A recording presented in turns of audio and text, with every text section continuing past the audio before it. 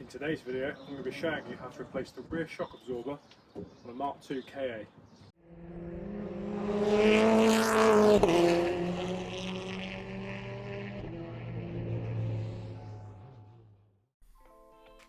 This is my girlfriend's Mark II KA. It's done around 87,000 miles and lately has developed a slight knocking noise on the rear, which I've worked out is the rear shock absorber. The first step is to chock the front wheels. Then I can remove the rear wheel covers and slacken off the bolts.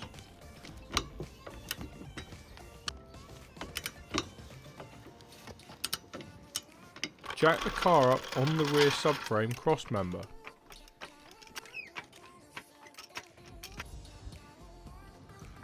Then you can completely remove the rear wheel. Right guys, the reason for doing this job today is this is my girlfriend's car and she's had a slight squeak, clonking noise going over bumps, and I tracked it down to this corner and discovered that this bush at the top has completely failed and it's creating a rubbing, squeaking noise when you move it around. It's not holding it in place. What's even more concerning is this car only had its MOT a month ago and they didn't even give this an advisory, and the other side is following quite closely behind. So I'm kind of glad I've got it here. So yeah, we'll get ahead and change it. Undo the bolt at the top of the shock absorber and then undo the bottom one. Pull the shock absorber out of its mounting area. So I've just got the two parts here side by side. This one is genuine Ford, so it's probably the original one from factory. This is the aftermarket one. They're pretty much the same size. And yeah, the bush on that, as you can see, has completely let go, and that is what's causing that squeaking noise. So that's going in the bin. Put this new one on. Something I always do before I install these is just give them one or two little test shocks, but they weren't strapped down in transit, so I'm pretty sure they should be alright, but it doesn't hurt to do that. And then obviously making sure you've got the correct orientation. Should just slot quite nicely back into place. So, and then for the other bolt at the top. Just go careful on these guys, you don't want to strip the threads where you're putting pressure where it isn't wanted.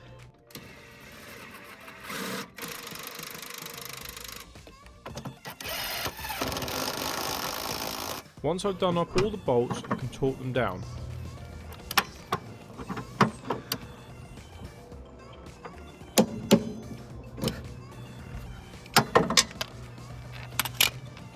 And there we are, one brand new shock absorber. Right, put the wheel back on, onto the other side.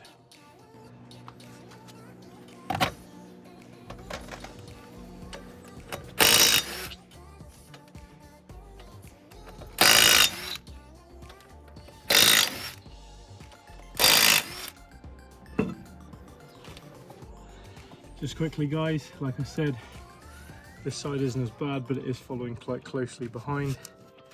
It still rocks on that bush, which it shouldn't really have that much play in it, and it does squeak a tiny bit, but not as much as the other side. So again, amazed that wasn't really picked up. That's not going to be something that happens, you know, overnight really. I know even the conditions of the road. This side not so much. The other side where it's completely failed, I'm a little bit concerned that they didn't pick that up a month ago, but it is what it is, so we're just going to get on and replace that.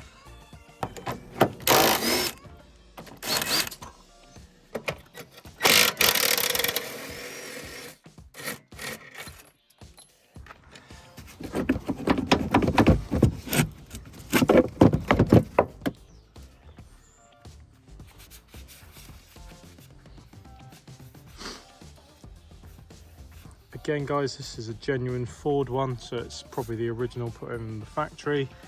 I'm just so you know, I'm not using genuine Ford shock absorbers. I'm sure you still can get them, but I never see the point in a car that's not a performance car. The parts you can get from like Autodoc and that are perfectly acceptable parts. But this hasn't done bad because the car's a 12 plate. It's on about 80,000 miles, so it's not done too bad that, but let's get the new one on.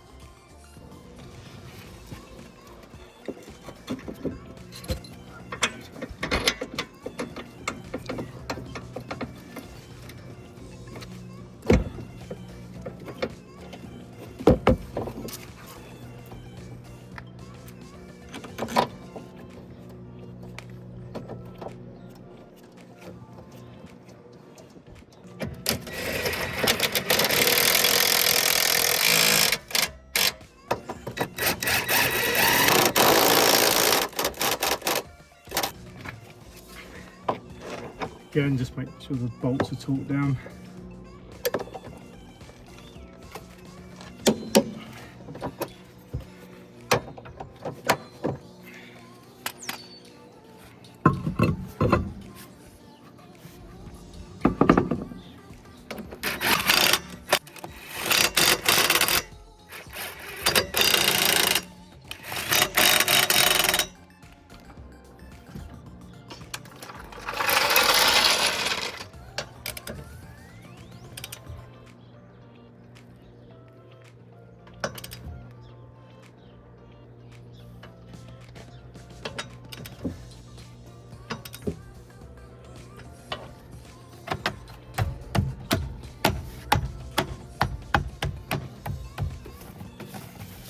So there we have it guys, really quick and simple DIY task you can do on your car, save you a lot of money. For the pair, these were £30. They're from Autodoc, and I can't remember the brand on here, but I think it was like Ridex or something like that. But the pair, 30 quid. Garage would have probably charged another 100 quid to do that. What, half hour of my time on the driveway. Fairly minimal tools, really easy job you can do on your car. I love sort of little cars like this. They're really handy little DIY cars you can learn stuff on. If you've been following my channel since the start, you know I did a lot of my DIY stuff on my Fiesta, and it still carries on to cars like this today. So guys, if you liked the video, don't forget to like, leave me a comment, and I will see you in my next video. Don't forget to subscribe and keep enjoying your crusty, rusty, modified cars that you need to fix daily to keep running.